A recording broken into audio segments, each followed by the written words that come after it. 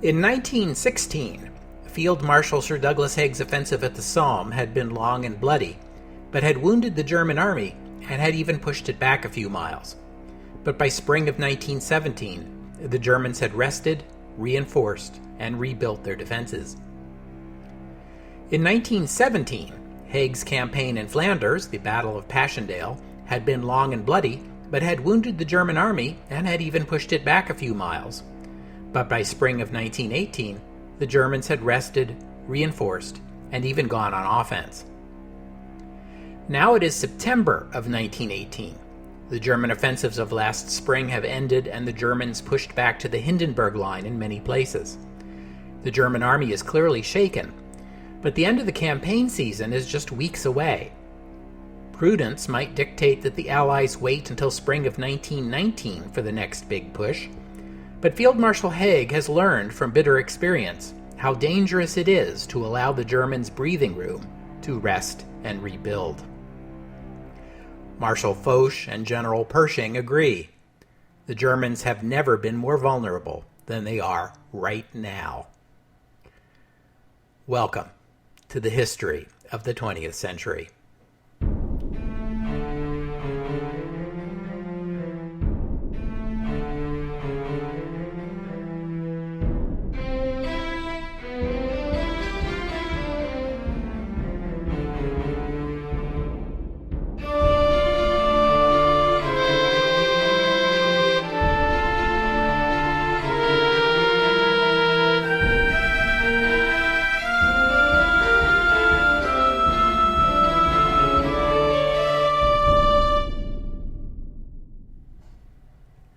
Episode 170, Très Bien. The Allied commanders had originally agreed to wait until 1919 for the next big Allied offensive. Now that they'd decided to pursue an autumn 1918 offensive, the next step was to choose the objective. It would be a big one. The rail line that ran behind and parallel to the Hindenburg Line, from Metz in Lorraine through Sedan and on to Lille, just across the old border from Belgian Flanders. This was a 4-track line, and the main artery that fed the German front line, its supplies, ammunition, and replacement soldiers. It was also the main route the Germans used to move reinforcements back and forth along the line to wherever they were needed to counter an Allied offensive, a strategy that has served the Germans well for years now. After the American Expeditionary Force had taken the Saint-Mihiel salient, that railroad was a mere 25 miles away from the American front lines. Close enough that Pershing could smell it. A disruption of rail traffic on that line might well force the Germans to withdraw from France altogether. Foch had developed a shrewd attack plan. On the first day, September 26th, the U.S. First Army and the French Fourth Army would attack north toward Sedan. The next day, the British First and Third Armies would attack the Hindenburg Line at Cambrai. On the third day, the British Second Army and the Belgian Army would begin another offensive, this one in Flanders. And on the fourth day, British and French forces would make a joint attack at the Somme. The Allies had by this time built up stockpiles of munitions so huge it was entirely possible for them to begin and sustain these simultaneous multiple offensives. This would keep the German army off balance, shifting their reserves back and forth along the line, forcing the German command to keep reacting to the last attack rather than anticipating the next one. The first stage was the Franco-American offensive north toward Sedan.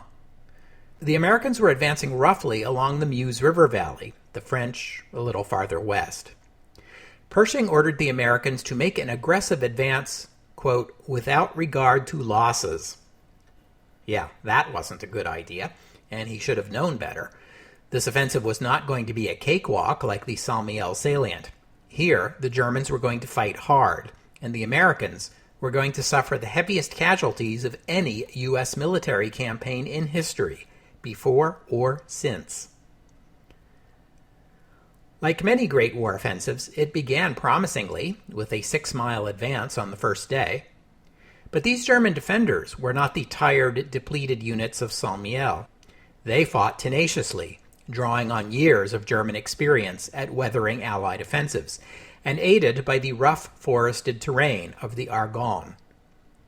Autumn rains interfered with movement and supply, as did the shortage of motor vehicles and horses in the American Army, a result of that emphasis on getting the largest possible number of soldiers across the Atlantic.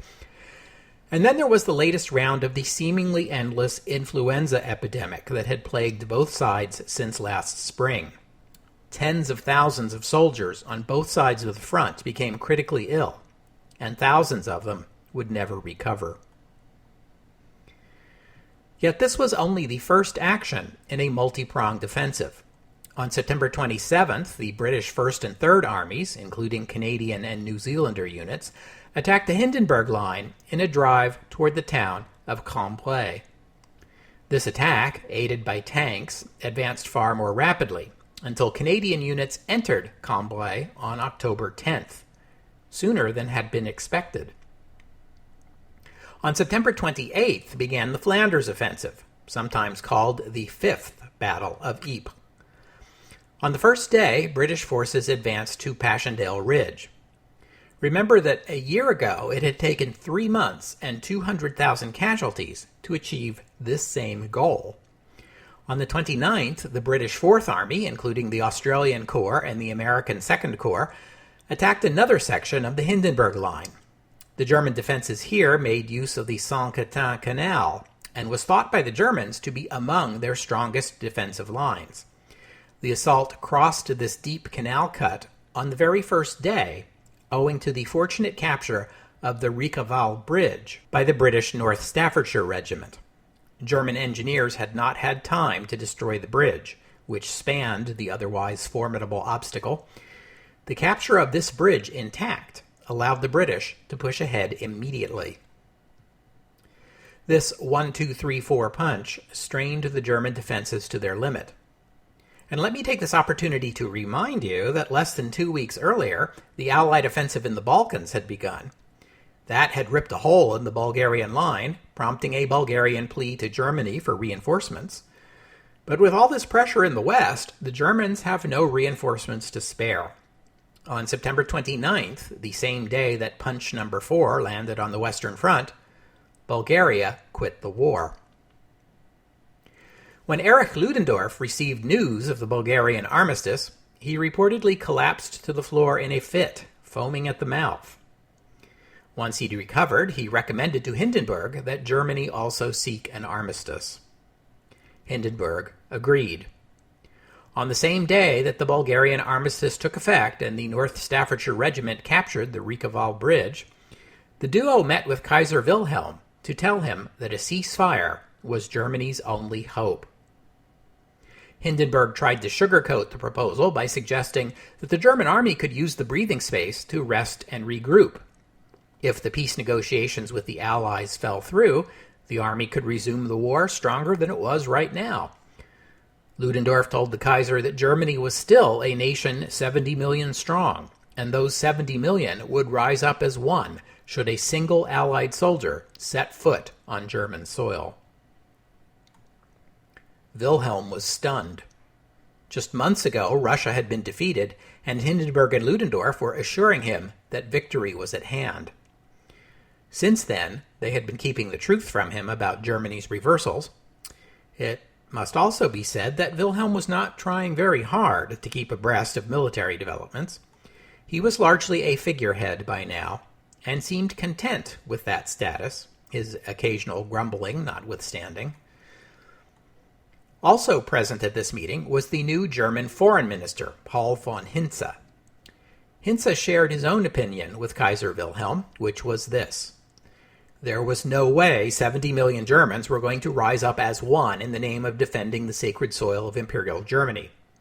Far more likely, if 70 million Germans did rise up as one, their first act would be to lynch the Kaiser and overthrow his government. After that, who knows, but whatever it was going to be ugly. Germany would collapse into strikes, rioting, anarchy, maybe even the dark depths of Bolshevism. There was but one recourse. Chancellor von Hertling and his government must resign. The government that replaced it would need to be a democratic one, composed of the major parties in the Reichstag, particularly the parties that had passed that 1917 peace resolution. Domestically, this would demonstrate to the German people compliance with their will, while internationally, it would satisfy Woodrow Wilson's demand that peace negotiations be with representatives not of the Kaiser, but of the German people. The new chancellor would be Maximilian of Baden, the heir presumptive to the Grand Duchy of Baden, and as blue a blue blood as the ranks of German aristocracy had to offer. He was also known to be liberal politically and dovish on the war. He had criticized unrestricted submarine warfare and worked with the German Red Cross as an advocate for POWs. He would preside over a cabinet drawn from the Social Democratic Party, the Centre Party, and the Progressive Party, the three parties that had spearheaded the Reichstag peace resolution, and which collectively held a majority in that chamber, making this government much more in line with parliamentary democracy than any previous German government. Here was a government that matched those of Britain or France or America as a democratic peer, more or less. The Kaiser summoned Prince Max to Berlin on October 1st to accept the appointment as Chancellor. The prince was as stunned as the Kaiser had been when it was explained to him that his primary responsibility as Chancellor would be to oversee the negotiation of an armistice with the Allies. Prince Max would say later that, "I believed I had been summoned at 5 minutes to 12, and find out that it is already 5 minutes past 12. The military seemed to think a ceasefire could be arranged quickly, but Prince Max understood that an armistice acceptable both to the Allies and to Hindenburg and Ludendorff couldn't be drawn up overnight. Prince Max also understood clearly that Germany was far more likely to get generous peace terms from the United States than from Britain or France. Also on October 1st, Erich Ludendorff called a meeting of the staff officers of the German High Command. He told them that Austria and Turkey were finished, and that the war could no longer be won.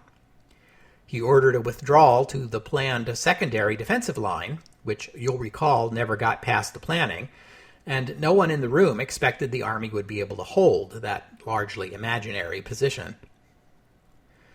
Ludendorff blamed the government for opening negotiations with the enemy. He blamed the socialists, the anarchists, and the Bolsheviks for undermining the German army with their vile propaganda. He blamed the Reichstag for their peace resolution. He blamed the strikers and the protesters and the new, more liberal government in Berlin. In short, he blamed everyone but himself. I've mentioned before that after the war there's going to be a cottage industry of military and political leaders from all the great war nations writing their memoirs. Most of these memoirs would be packed cover to cover with excuses and the shifting of blame to someone else.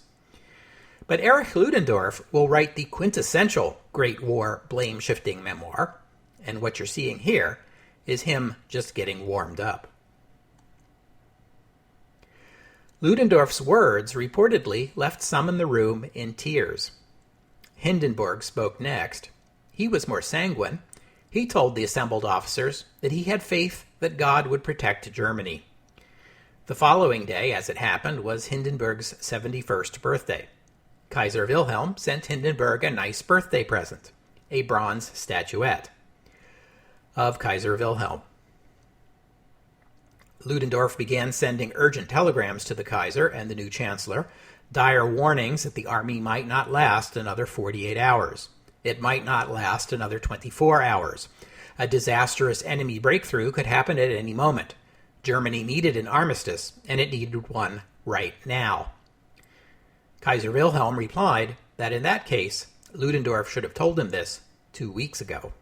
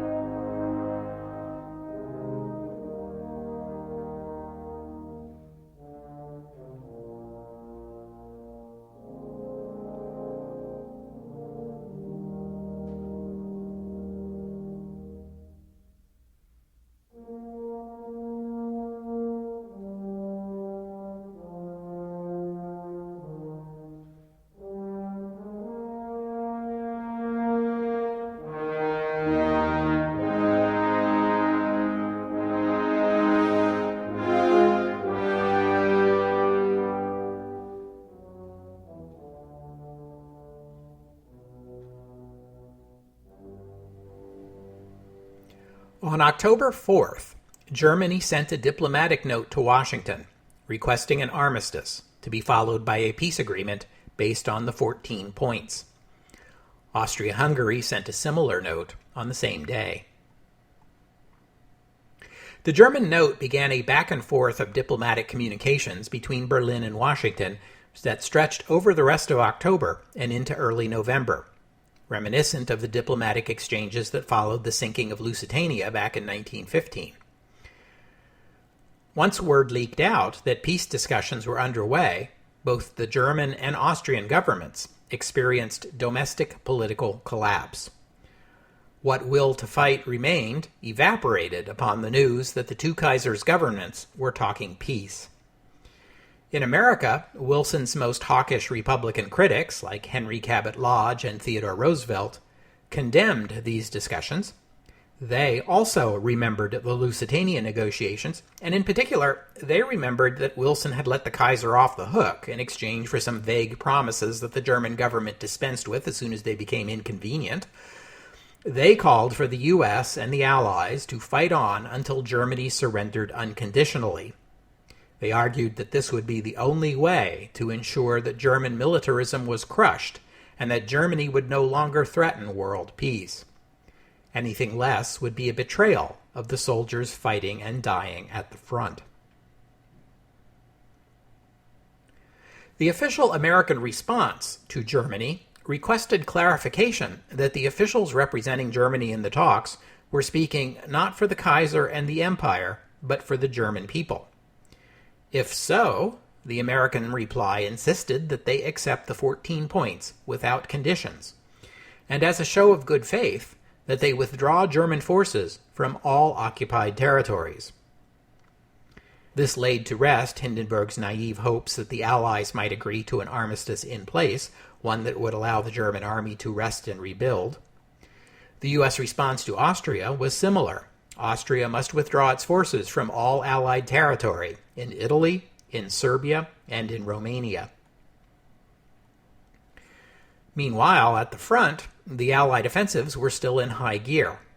On October 1st, the American assault into the Argonne Forest had been forced to pause to untangle its organizational and logistical problems, but it began again on the 3rd, and soon German forces had been cleared from the forest, although the fighting in that sector remained fierce and bloody. But the Americans had the advantage of numbers, and their numbers were growing every day. They could afford to rotate units in and out of combat.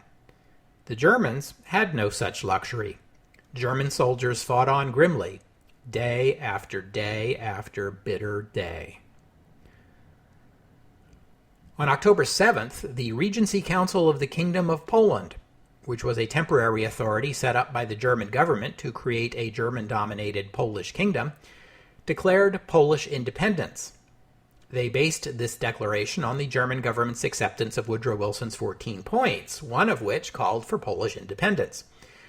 The Regency Council soon took over administration of Russian Poland from the German military and took control of Polish military units.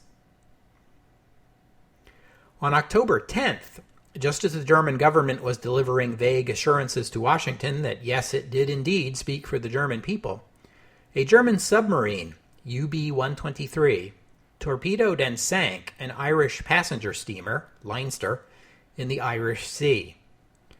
Leinster had been carrying hundreds of military personnel and civilians from Britain, Ireland, the U.S., Canada, Australia, and New Zealand. Over 500 of her passengers died. The next American diplomatic note to Germany repeated the demand for a withdrawal from occupied territory, plus additional demands for a cessation of submarine warfare and guarantees of democratic reforms. The U.S. government also declared that the details of the armistice would have to be negotiated not with the Wilson administration in Washington, but with the French, British, and American military commanders on the Western Front. It was wise of Wilson not to attempt to negotiate an armistice without French or British input. It was also politically shrewd to punt the armistice terms over to the soldiers, thus shielding Wilson from Republican criticism that he was going too easy on the Germans. But what about Austria? Vienna sent another diplomatic note to Washington on October 14th, again agreeing to peace under the 14 points. Now remember that one of those 14 points demanded something like autonomy for minorities in the Austro-Hungarian Empire. Another demanded an independent Poland. Perhaps as a show of good faith, or to appease the Allies, 2 days later, the Austrian Kaiser Karl issued a proclamation restructuring the Austrian state into a form he must have hoped would be more acceptable to the Allies. The Polish regions of Galicia were to be granted independence and the freedom to join with Polish regions of Germany and Russia into a new independent Polish state. The remainder of Austria would be reorganized into German, Czech, Ukrainian, and South Slav regions and governed as a federation. 4 days later, the Austrians would receive a reply to their note from the U.S. Secretary of State, Robert Lansing.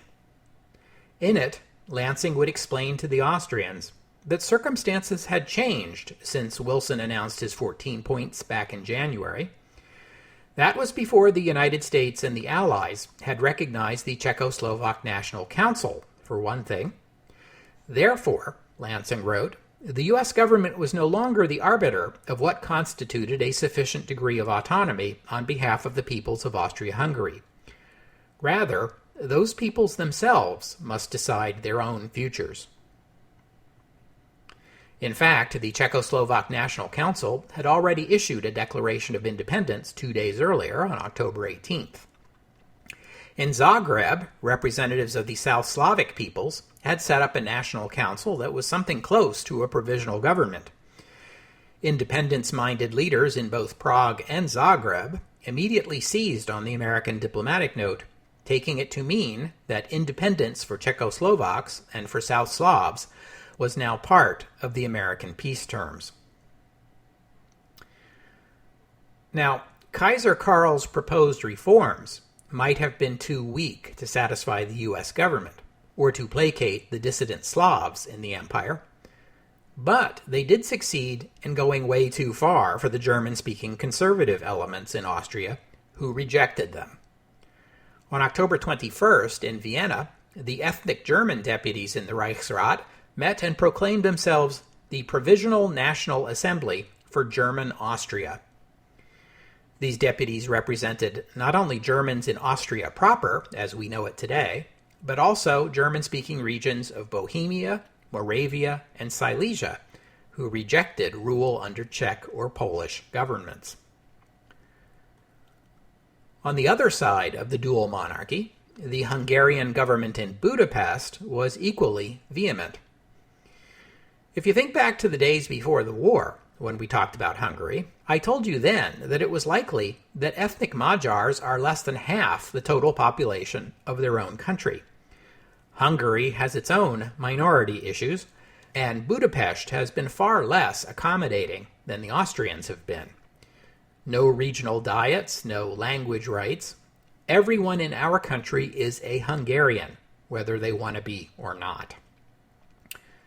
Now bear in mind that Kaiser Karl's proclamation didn't apply to Hungary, but that didn't change the fact that the Czechs in Prague were scheming for an independent state that would include the Slovak regions of Hungary, nor the fact that the South Slav National Council that was organizing in Zagreb includes Croat representatives, even though Croatia is a part of Hungary. Indeed, the city of Zagreb itself is in Croatia, and therefore within the borders of the Kingdom of Hungary. So Budapest wasn't very happy about any of this. The Hungarian government declared that Kaiser Karl's proclamation violated the Ausgleich, the Compromise of 1867 that had formed the dual monarchy. It remains a question, though, how much say the government in Budapest still has. Since the Great War began, the Hungarian half of the dual monarchy has always had it a little easier than the Austrian side. Hungary is more rural and agrarian than Austria, so food shortages have been less of a problem. Hungary has not experienced the same degree of opposition from its ethnic minorities that the Austrians have, from the Czechs in particular. On the other hand, the war is becoming more unpopular every month in Hungary just as it had in Russia and Germany and everywhere, really. And that brings me back to our old friend, former Hungarian Prime Minister István Tisza. Hey, there's a blast from the past. You may remember István Tisza from episode 76, and such classic hits as "Let's not go to war with Serbia, okay, let's totally go to war with Serbia." What I'm saying is, he was the Hungarian Prime Minister during the July crisis. In the bifurcated dual monarchy, Tisza could have prevented Austria-Hungary from going to war with Serbia and all the calamities that ensued therefrom, but after some initial resistance, he did sign on for the war. I haven't mentioned him since all the way back in episode 76, so let's get caught up. Tisza remained prime minister for 3 more years and became an ardent war supporter. I suppose once you've made a difficult and consequential decision, there's a natural tendency to go all in and insist to yourself and everyone else that it was the right choice. As the war dragged on, Tisza was seen within Hungarian politics as one of its architects. After the death of the Kaiser, Franz Josef, the now 56-year-old Tisza found himself at odds with the new, more liberal Kaiser Karl, and when Karl began his housekeeping project of clearing out the old pro-war guard, Tisza was among those asked to resign. He was succeeded as prime minister by Moritz Esterházy, of the old aristocratic family of that name. Tisza remained an influential figure in Hungarian politics, though, a conservative one who led the opposition against the more liberal Esterházy, who only lasted 5 months before resigning in frustration. He was in turn replaced by the 68-year-old Sándor Wekerle, for whom it would be his 3rd go-round as prime minister. Wekerle was another of these elder statesman caretaker PMs who were popping up in several capitals of the war during this period. They get appointed in a time of crisis because everyone respects them for their age and wisdom and experience, and no one sees any danger they might actually try to do anything. There was a small but committed anti-war faction in the Hungarian parliament, led by a 43-year-old aristocrat named Mihály Károly, who was quietly putting out peace feelers to the Allies, floating the suggestion that Hungary might agree to leave the dual monarchy and make a separate peace, provided the Allies agreed to preserve Hungary's pre-war borders. By 1918, Károly was publicly endorsing Wilson's 14 points as a framework for peace. Whether he understood them the same way the Americans did, which would mean independence for the Slovaks and the Croats, and maybe the Hungarian Romanians as well, I'm not clear on that. Leaders in Germany and Austria generally were reading the 14 points in a very different way than the Allies were. On October 16, 1918, on the same day that Kaiser Karl issued his proclamation reorganizing the Austrian half of the dual monarchy, an anti-war radical attempted to assassinate István Tisza in Budapest. Tisza escaped. This was, in fact, the 2nd attempt on his life since the war began.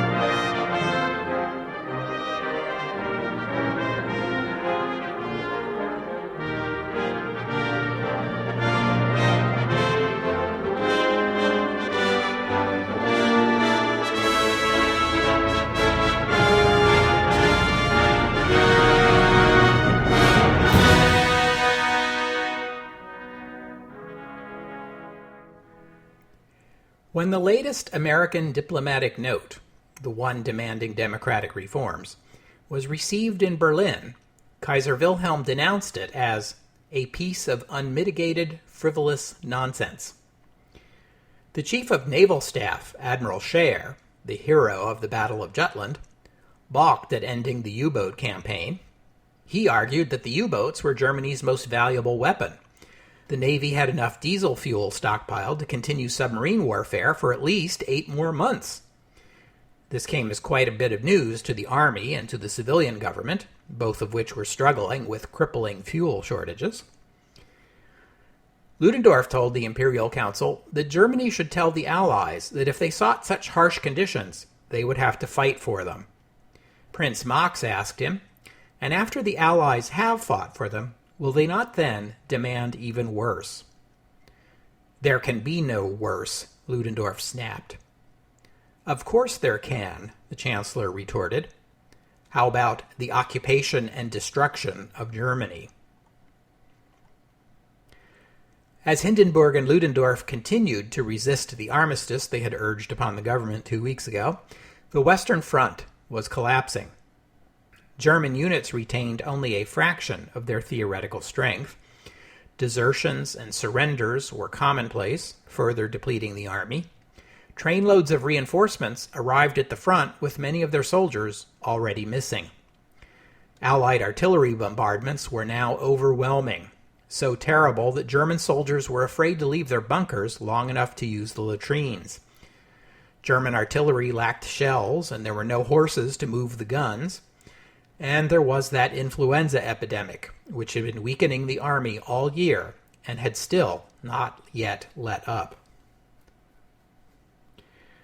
On October 23rd, the German government received its third diplomatic note from the Wilson administration. This one said that the Allies would not agree to an armistice unless it was permanent, and repeated the objection that the Allied governments could not trust the word of the German military leadership or of the Kaiser. If that is whom they must deal with, then the Allies would accept nothing less than unconditional surrender. Hindenburg telegraphed the Chancellor to condemn Wilson's demands.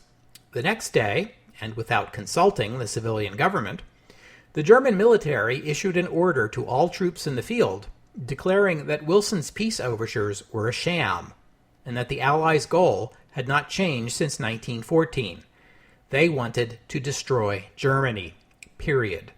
There was no possible response other than to continue to resist.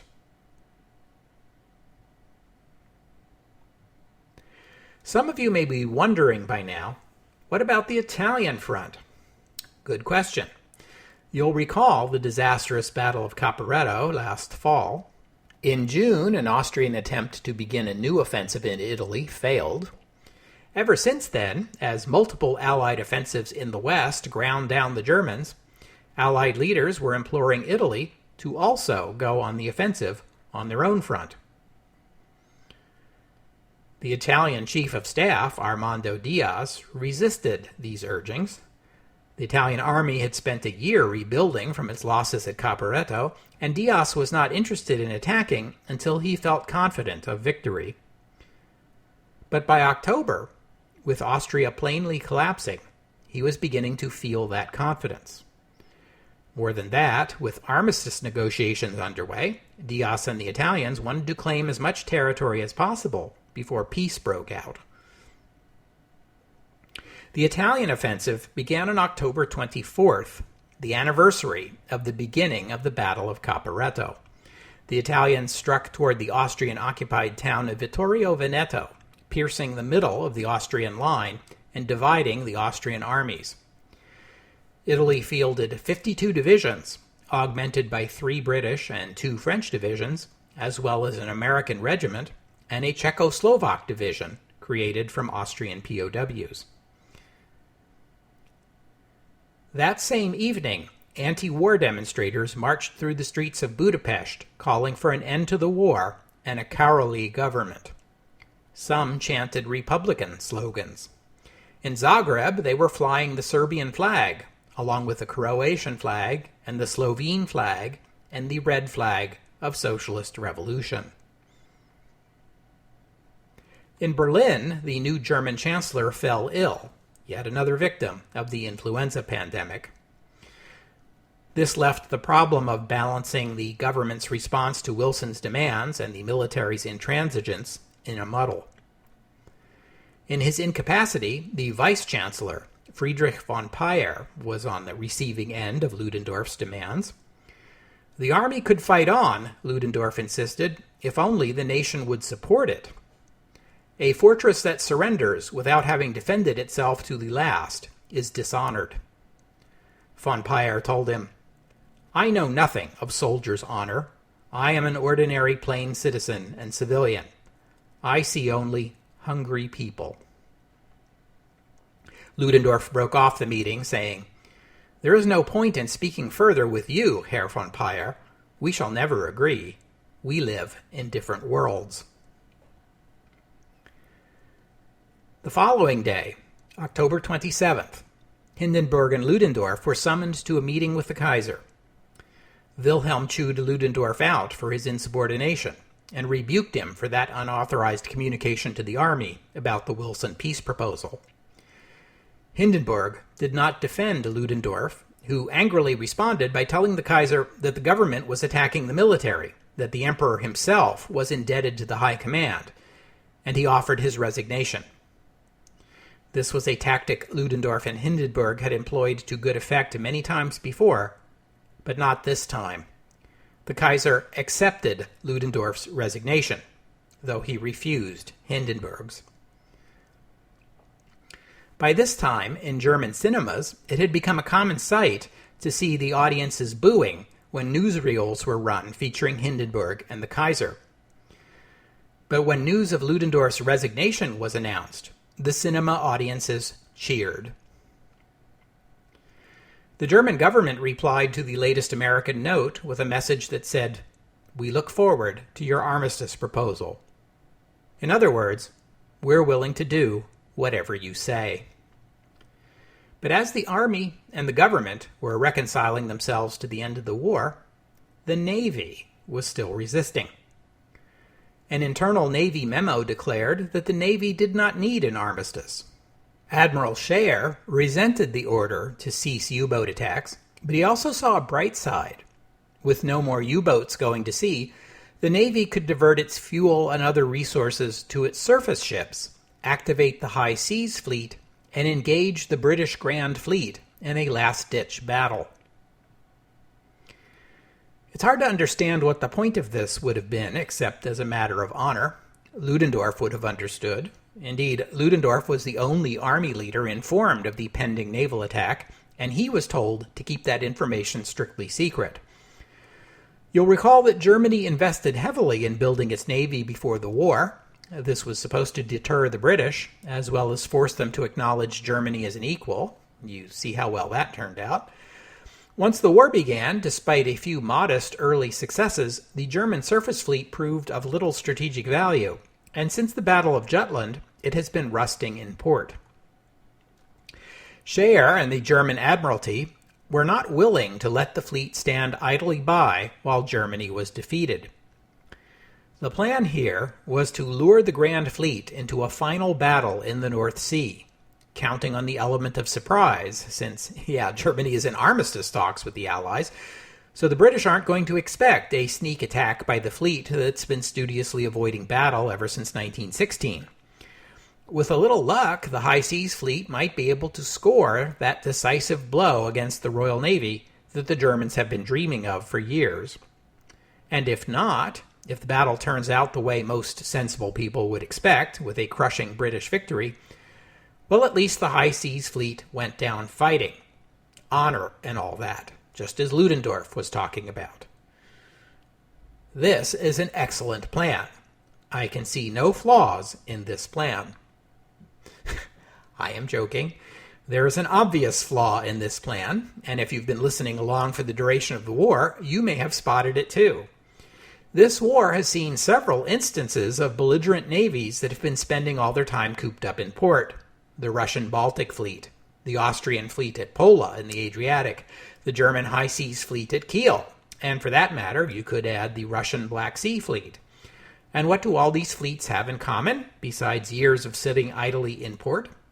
That's right, mutinies and revolution. The Russian Baltic Fleet turned into a Bolshevik stronghold. To some extent, so did the Black Sea Fleet. There have been mutinies both at Pola and at Kiel as recently as last year. In Kiel, the Admiralty cracked down hard on what were pretty mild protests over the sailors' poor living conditions, so you shouldn't be surprised to learn that resentments linger a year later. Admiral Scheer shouldn't be surprised either, but he's gonna be. While the German Admiralty was putting this plan for a desperate last stand against the Royal Navy into motion, Austria-Hungary was disintegrating.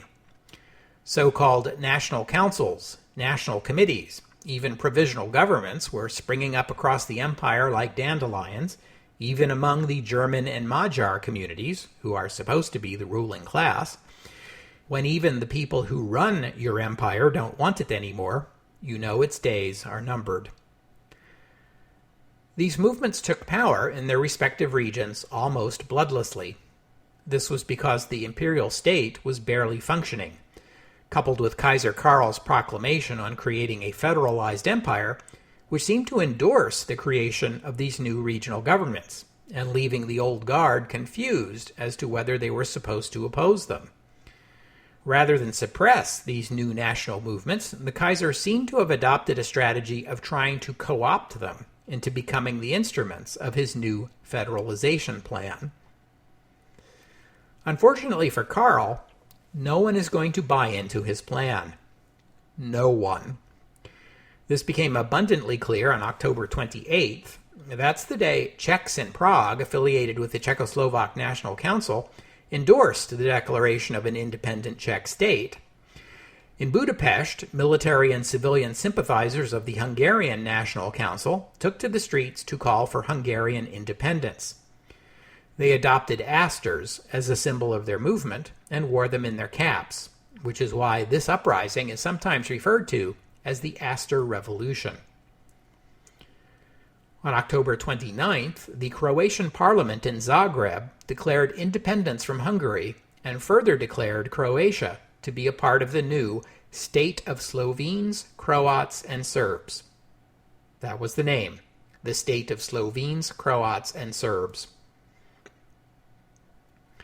On the afternoon of the 29th, the ships of the German High Seas Fleet began assembling to attack the Thames estuary as part of the Navy's plan to force an 11th-hour battle with the Royal Navy. The sailors were told this was to be a training exercise, but word got out they were actually going into battle. To sabotage the armistice talks, some said. It turned out German sailors had no enthusiasm whatsoever for sacrificing their lives in a futile gesture meant to salvage the honor of a bunch of guys with fawn in front of their names, who, you'll notice, aren't offering to come along themselves on this great face-saving expedition. Sailors refused to report to their ships. Others were insubordinate, a few outright mutinous. In Britain, naval intelligence picked up on the activity and correctly deduced that the fleet was about to put to sea. Though the Germans didn't know it, the element of surprise had already been lost. Not that it mattered. The unrest among the sailors got bad enough. The plan had to be canceled, and the assembled fleet ordered to disperse. On October 30th, Slovak leaders ratified the decision to form a joint state with the Czechs.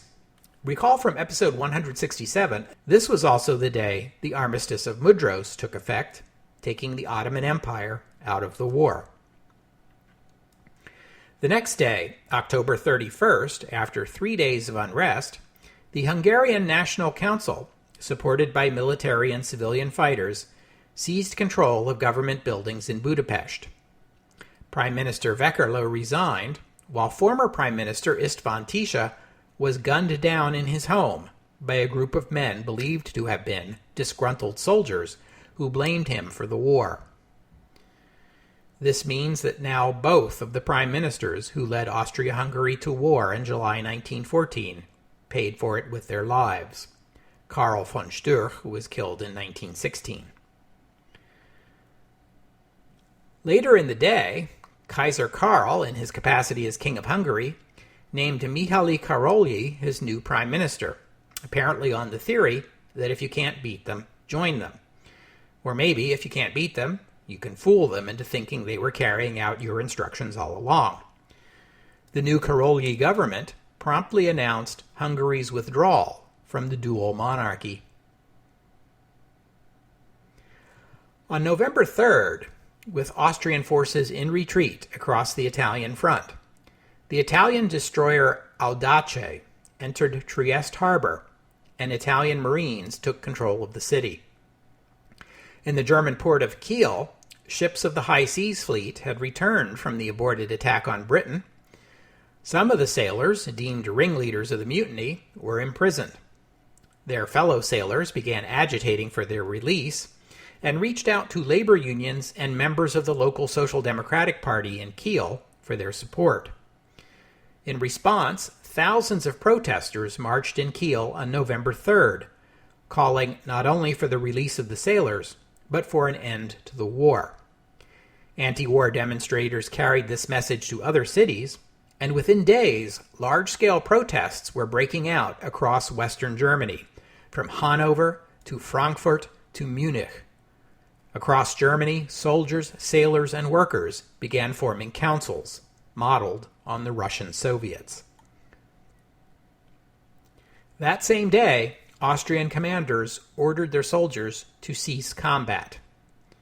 Allied and Austrian commanders signed the Armistice of Villa Giusti. The Austrian side agreed to withdraw from all Austrian-occupied territory in Italy, as well as from all Austro-Hungarian territory claimed by Italy, the South Tyrol, Istria, and Dalmatia. The Austrians also agreed to allow Allied troops free passage through Austro-Hungarian territory, meaning southern Germany was now potentially open to an Allied attack. On November 6th, French and American forces captured the French town of Sedan, seizing that crucial rail line the Germans used to supply their forces on the Western Front. Sedan also had symbolic meaning.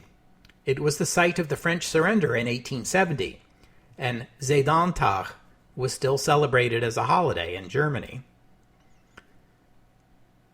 The following day, November 7th, the King of Bavaria, Ludwig III, fled the city of Munich. Revolutionaries declared the end of the 700-year-old Wittelsbach dynasty and the creation of the Volksstaat Bayern, the People's State of Bavaria. That same day in Berlin, the Chancellor, Prince Max, met with Friedrich Ebert, the leader of the Social Democratic Party. Ebert told him, "If the Kaiser does not abdicate, then social revolution is unavoidable. Though I do not want it. Indeed, I hate it like sin." Ebert didn't want to see a revolution any more than Prince Max or the Kaiser did. But events were moving beyond his ability to control. The more radical breakaway factions of the SPD, like the Independent Social Democratic Party and the Spartacist League, were organizing to declare a Bolshevik-style socialist revolution. The mainstream SPD risked being left behind, so Ebert himself publicly demanded the Kaiser's abdication. Prince Max, the Chancellor, telephoned Wilhelm and advised him to comply. Wilhelm refused. He spoke darkly, if not very realistically, of returning to Berlin at the head of the army and restoring order by force of arms. But Wilhelm's army was disintegrating, plagued by the kind of mass surrenders and desertions that had previously struck the Russian and Austrian armies. Ludendorff's successor, General Karl Gruner, polled 39 military commanders at the Western Front. He asked them whether they believed their soldiers would be willing to follow the Kaiser to Berlin and put down the impending revolution. Only one of the 39 answered in the affirmative. When told of this, Kaiser Wilhelm proposed that he give up the imperial crown, but retain the title of King of Prussia.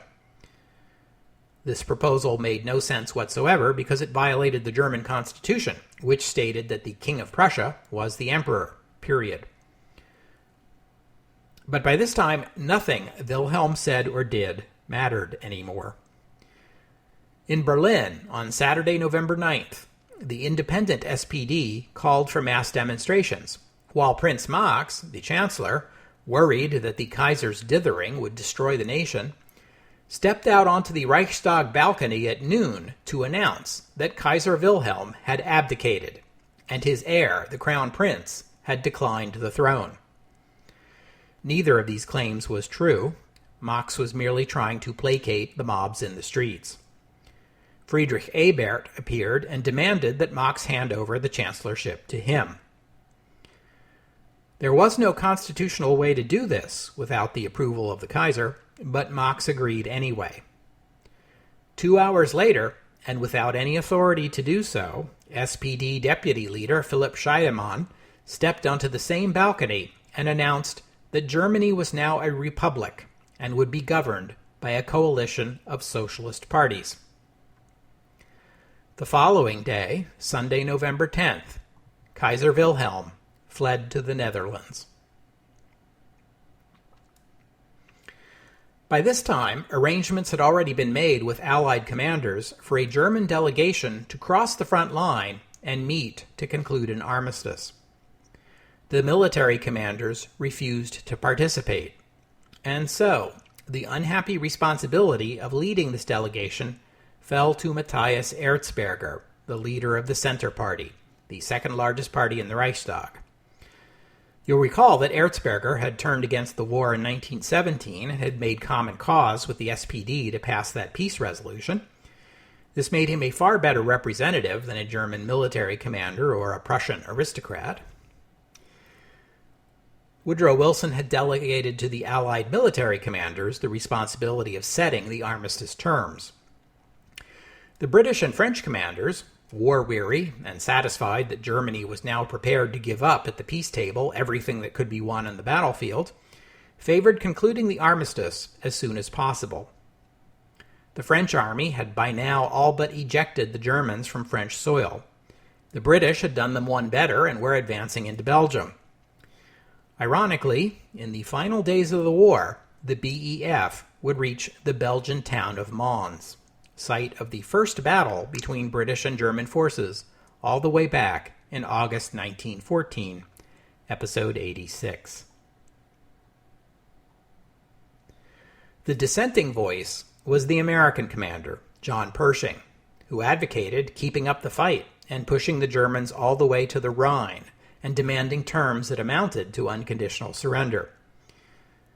Why Pershing was so eager to keep it going was hard to understand. The most charitable explanation was he had not been so worn down by the endless fighting as had the British and the French. But the British and the French had no interest in continuing the war, whatever Pershing might have to say about it.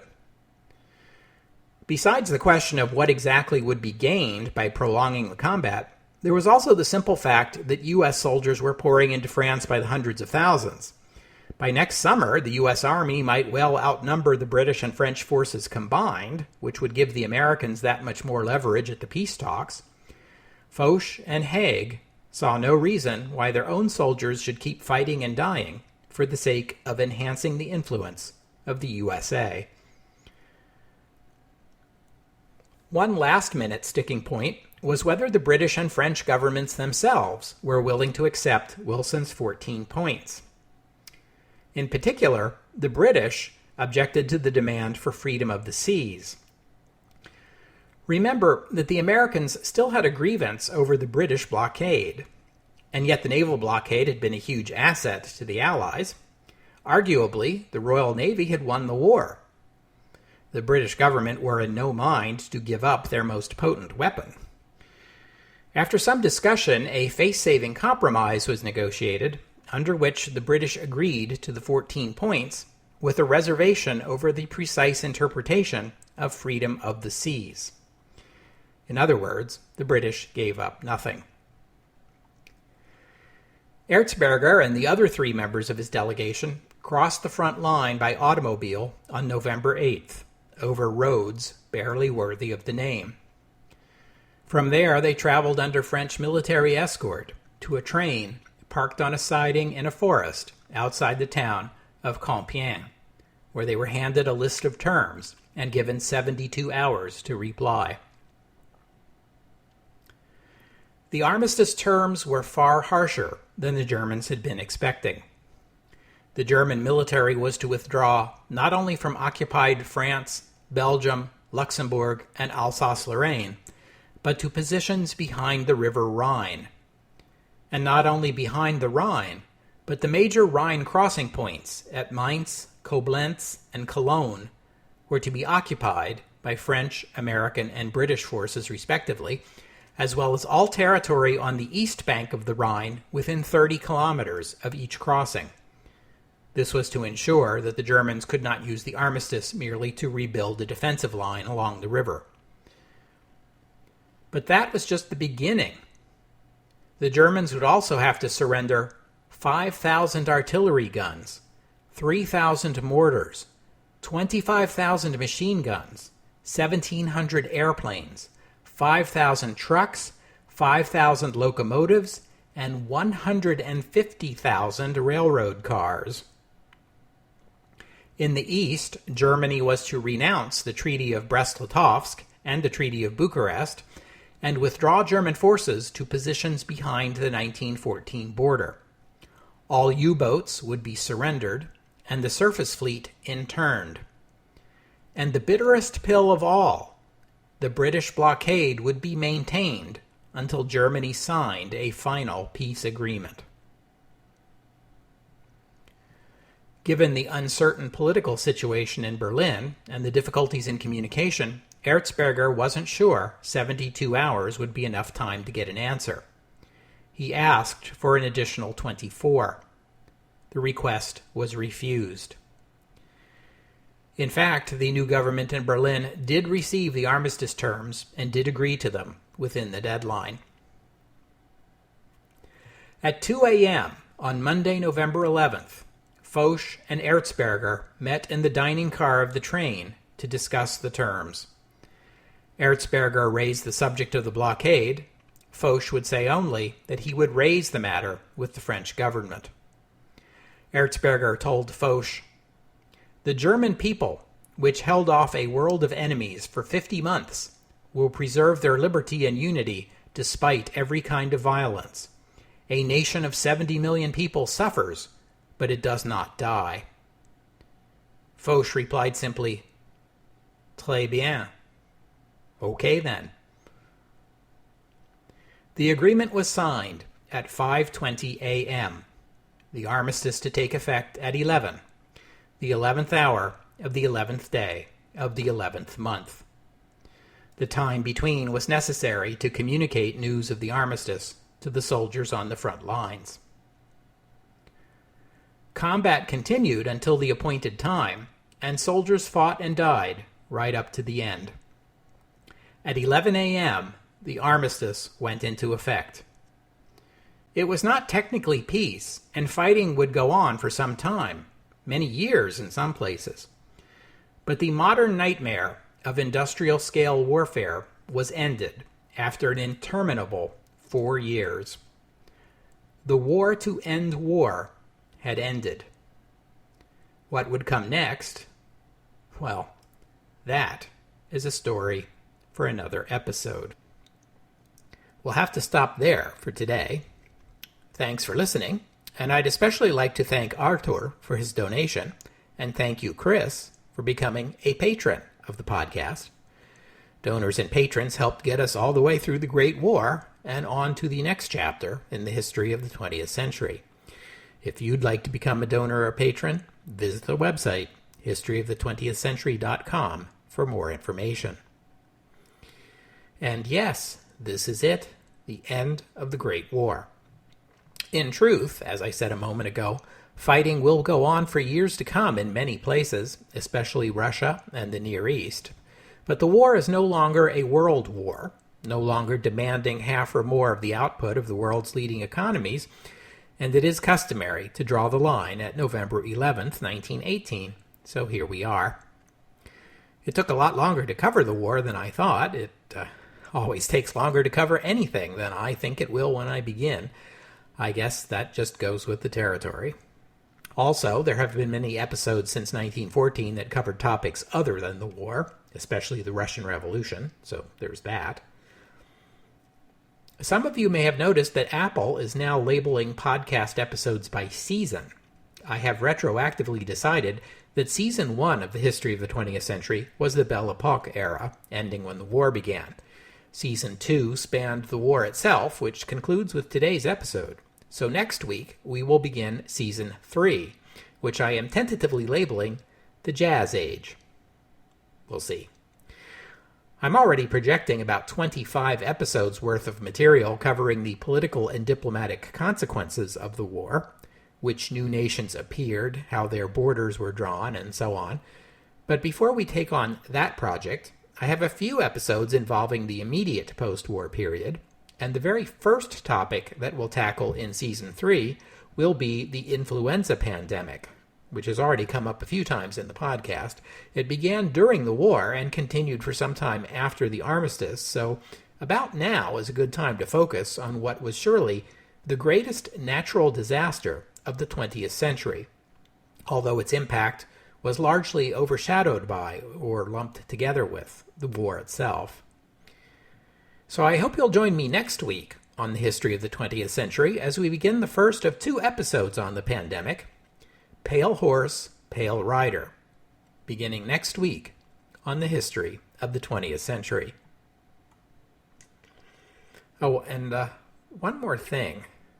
Erich Ludendorff, after his resignation and the collapse of the imperial government in Germany, feared for his life. He donned a disguise and, bearing a forged passport purportedly issued by the new nation of Finland, he escaped to Sweden, where he lived in exile for the next 3 months, until the Swedish government forced him to return to Germany. Once back in Germany, he got to work on those memoirs I mentioned. In them, he blamed Germany's defeat on everyone else. But Ludendorff's memoirs, unlike most, would be widely read, and his take on the causes of the German defeat would become influential in German politics. Unfortunately, prepare yourself, this is going to get ugly.